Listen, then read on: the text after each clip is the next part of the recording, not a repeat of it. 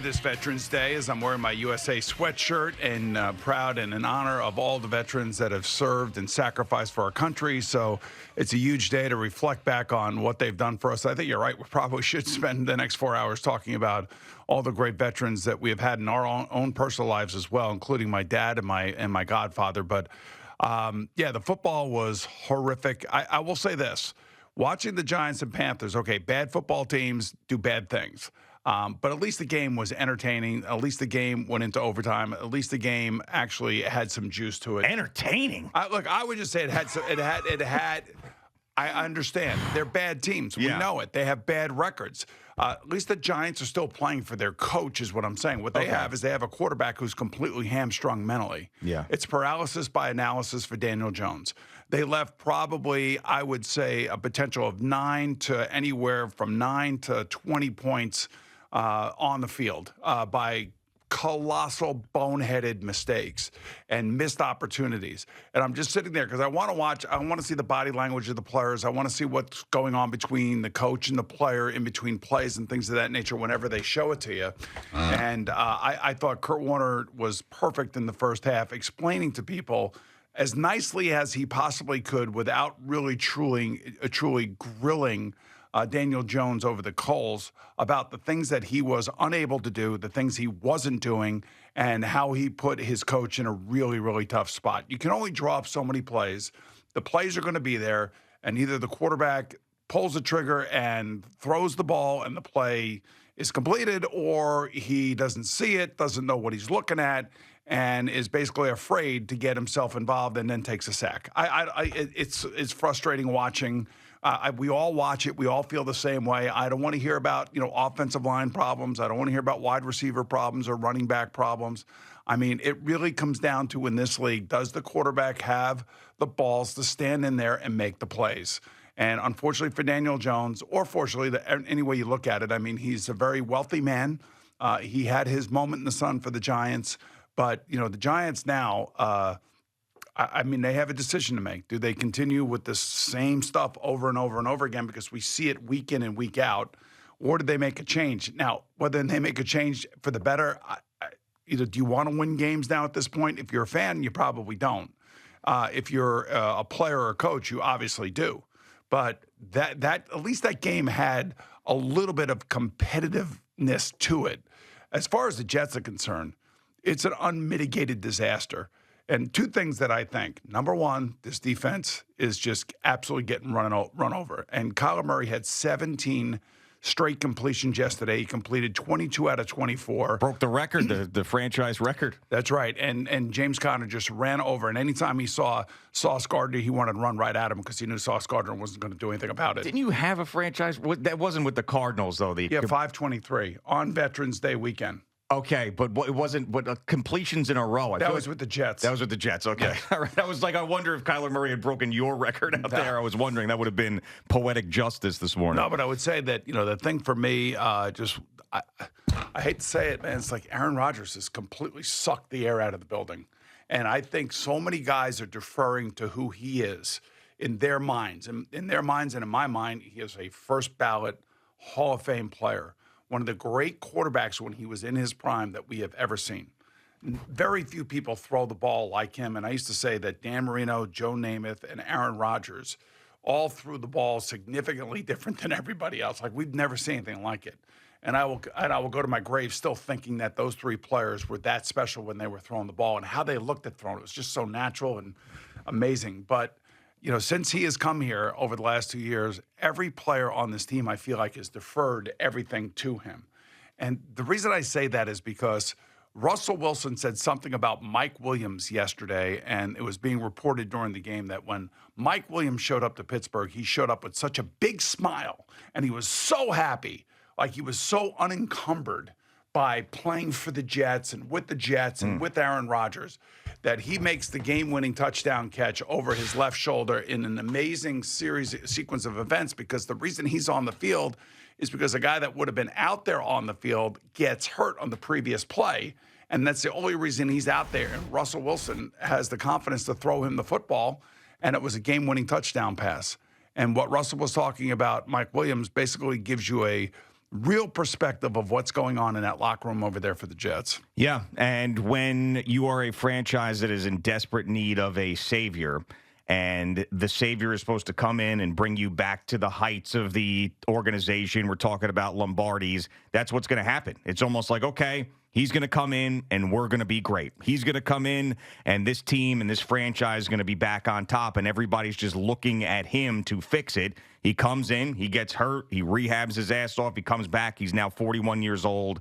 He can't move. He can't throw the way that he used to, and the team is crumbling under the pressure. The owner is going nuts and doing all sorts of things that he shouldn't be doing, and the whole thing is just bottomed out. I mean, the organization, I keep saying it every week, it's just rotten. The organization is rotten.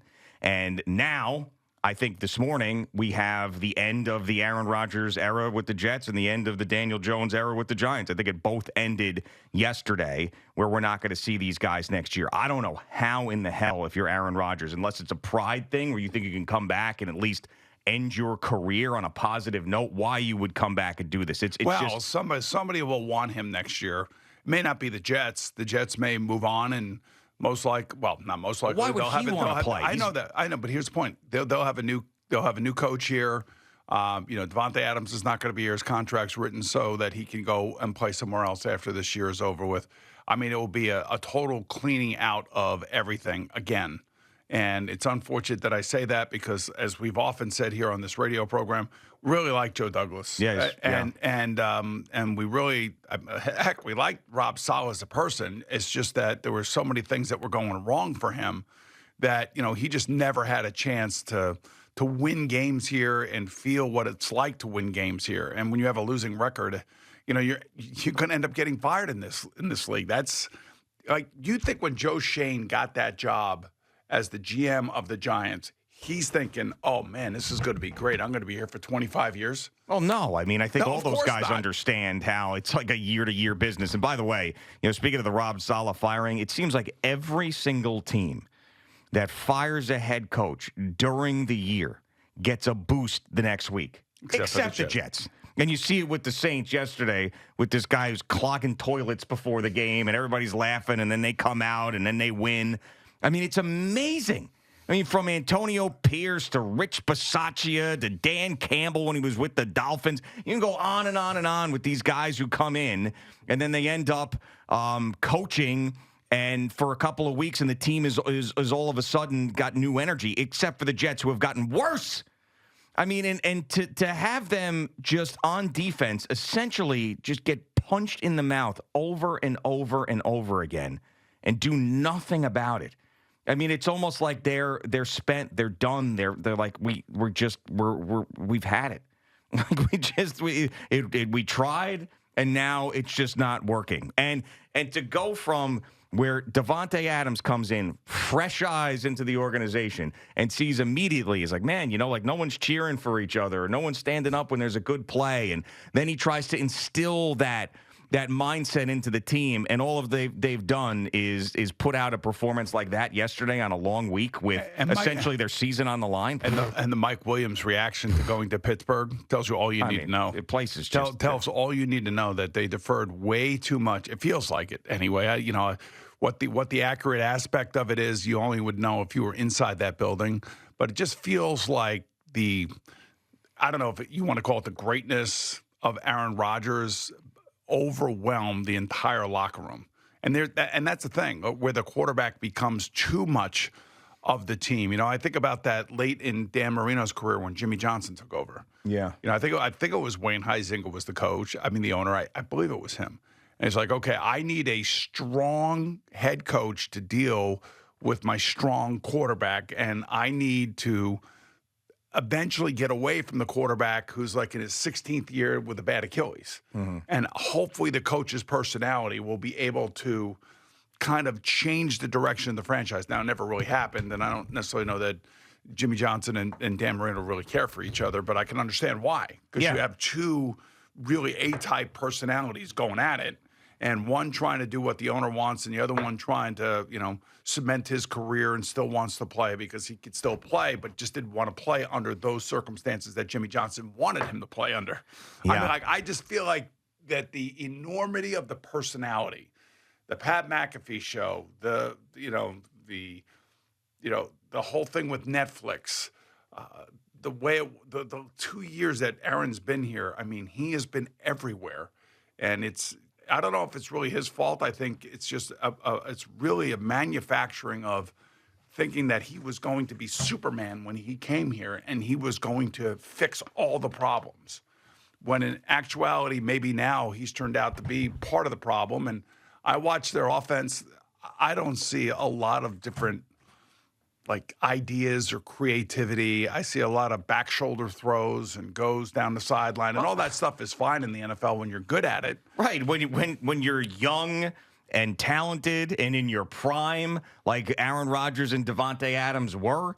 But when you've got guys now that are half of Aaron Rodgers' age, that are the corners, and the guys coming after him are half of his age, it just doesn't work. And then Davante Adams is in his 30s now, too. It's just not going to work that way. And just thinking about the Jets, too, and how other organizations, like things happen for them, but not for the Jets. As I mentioned, the boost from firing the coach in the middle of the season. Like, think about these other examples where Peyton Manning goes to the Broncos, wins a Super Bowl. Tom Brady goes to the Bucs, wins a Super Bowl.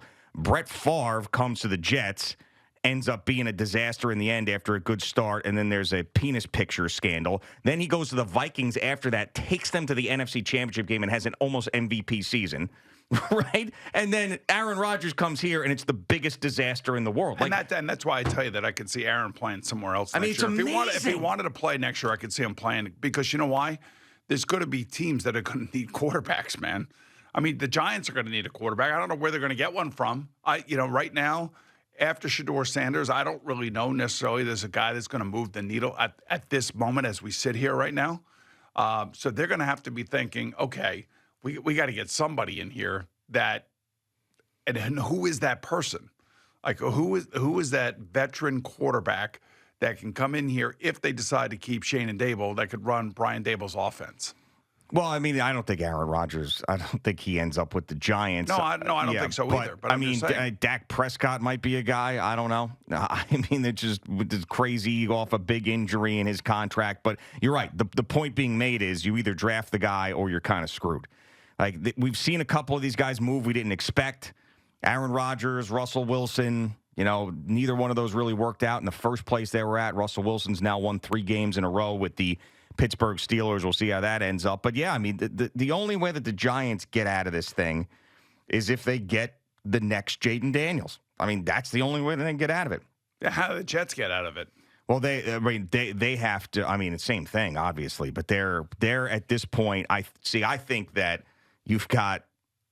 you'll have the same GM and head coach with the Giants. I really do believe that next year. I don't think John Mara moves on from them after this season. With the Jets, there's so much there. Like, first of all, nobody worth anything in the eyes of the NFL and its peers is going to take that Jet job. Nobody. Could you see Aaron Rodgers go? Let's just say, New Orleans hires somebody and they want to start over. They want to get rid of their car. Could you see him going down there for a year, indoors in that division, kind of like Kirk Cousins is doing? If he wants to play, yeah. But, I mean, I also think that Aaron Rodgers is a guy who has thought about – I even asked him this. I don't know if it was the first time or the second time. I said, you strike me as a guy like I see – I think it was this year. I was like, Tom Brady, gets into broadcasting. Peyton Manning does the Manning cast. I said, I feel like when you're done, you're done. Like, we're not going to see it. And he's like, you got that right. So he's been thinking about his next thing for a very long time. He almost was the RFK Jr.'s VP, his running mate this year. He can go work with RFK in the, he could in the healthcare space. He could. I mean, I just don't know when you look like this and you play like this and you came off a massive rehab, and I give him credit for working so hard to come back, and you're playing like this, why you would want to try to do it again. The only reason why would be like this just ended on such a bad note that he doesn't want to go out like that, but I don't even think that he thinks like that. Hey, by the way, that's exactly what happened with Brett Favre. Now, Brett Favre was a little bit younger, but still, that's exactly what happened. Brett came here, had this he got to a height, and then all of a sudden he got hurt, and he played hurt because he's a maniac, And you got to admire that about somebody because they want to be out on the field. That's the great thing about Eli Manning. Eli Manning played all those games, showed up every weekend. Whether you liked it or not, he was there every weekend for his team. And that's a crowning achievement, if you ask me, that you can make it through an entire career without missing a game due to injury. Sure, That's ridiculous. But does Aaron Rodgers want? I can't talk for him or speak for him, but this has got to be as baffling to him as it is to all of us. And sometimes he's got to look at himself, and they got to look at him, and they got to decide, whether or not they want to run it back again next year with a new coach. I don't see it. I think whoever the new coach is, whoever that is going to say, hey, look, man, I am starting over, man. I am, because there are some good players here. There's no question about that. But I mean, this is between both these teams here in the city. It is keep your head down and go to work time and don't say too many things. Yeah, and I am going to be really fascinated to see who ends up taking this job. It's not an attractive job. It's just not. I mean, and there are guys like Joe Douglas and Rob Saleh, and I know Rob Saleh wasn't a good head coach, but within NFL circles, he's very well liked. You saw how his buddy Matt LaFleur brings him right back to Green Bay. Bill Belichick is slamming Woody Johnson on national TV for firing Rob Saleh.